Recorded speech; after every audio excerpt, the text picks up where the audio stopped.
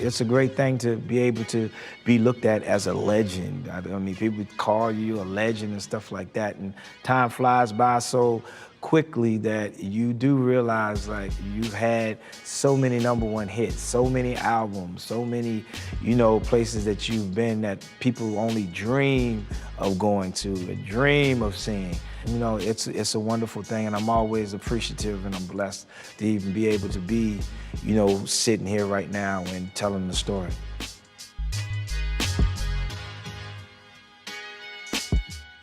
No one understands what you've been through and, the blood, sweat, and tears that goes into writing music and hoping that your first week is great, because of the people that's buying the music. Because without the people, there is no you. You can do as much music and songs as you want.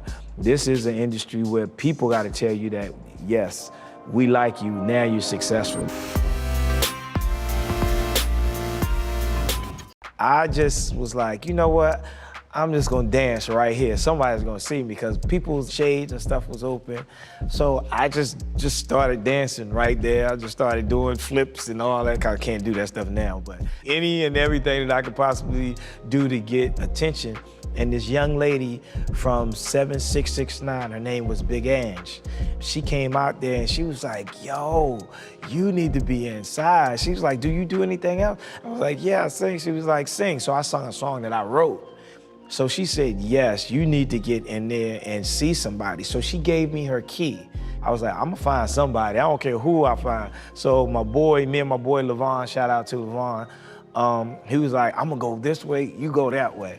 And so by the time he came back to my side, nobody was there, but he was like, yo, Devontae is over here. And I was like, who? He was like, Jodeci. I was like, oh, okay, go. And so we ran over there and he was playing, Devontae was playing the piano, and he sees me. And he looks at me, and then he looks back down, and he looks up at me again and looks back down. Then he stops playing and he comes over to us. He's like, do you sing or something? Do you? Yeah, like, I was like, yeah, I sing. So we go back over to the piano and I sing Stay.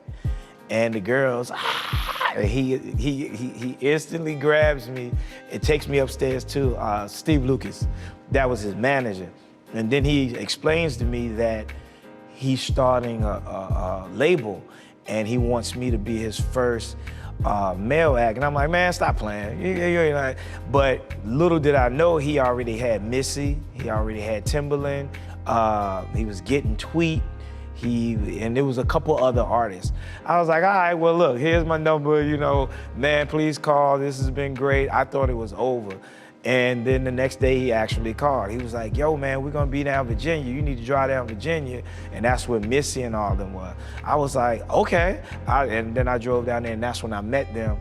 And that's when I knew it was kind of real. You still don't believe it, but at least you see other artists that's just as happy to be around as you are.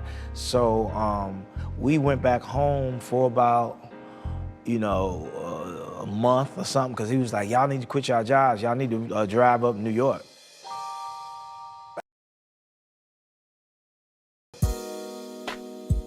Well, that song was initially supposed to be an interlude for the bodyguards of Jodeci. And when I came in the studio, Timberland played it for me, and I looked at him like he was crazy. I was like, dude, please let me have that song. He was like, you like that? Because it was still weird at the time. And I said, hell yeah, I like that. Make them another one. And so he was like, all right, cool. And so I went and got Static, because at that time, R.I.P. Static Major, he was doing his thing with the pen. I said, yo, man, you gotta help me write this, man, please, please. So I gave it to him, and I went home, and he was like, yo, come to the studio, I got something. And I came back, the hook was done. The hook was already done. I had nothing to do with the hook, nothing. That was all Static. It was already a hit, so I'll never take credit for that. But I was like, yo, I gotta have a piece of this. I was like, cool, man, come on, let's go line for line. And that's how it came. That's pretty much the story with that one. See, when y'all heard that, it was in '96. We recorded that in '93. And it was 2 more songs on that tape that were just as good as that, but we lost it somehow. I don't know where that tape was.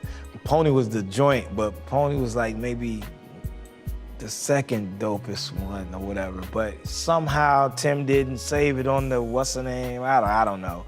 But Tim had to actually remake Pony. I knew it was so dope that I started doing my routine and dances to it once I had it. I was like, this is my Motown 25. This is my Motown 25. Now, I'm not gonna lie, I didn't know how big it was gonna be, but I knew that was my start. I knew that. I knew it was different. I was like, there's no way they're not gonna hear this. There's no way they're not gonna hear this.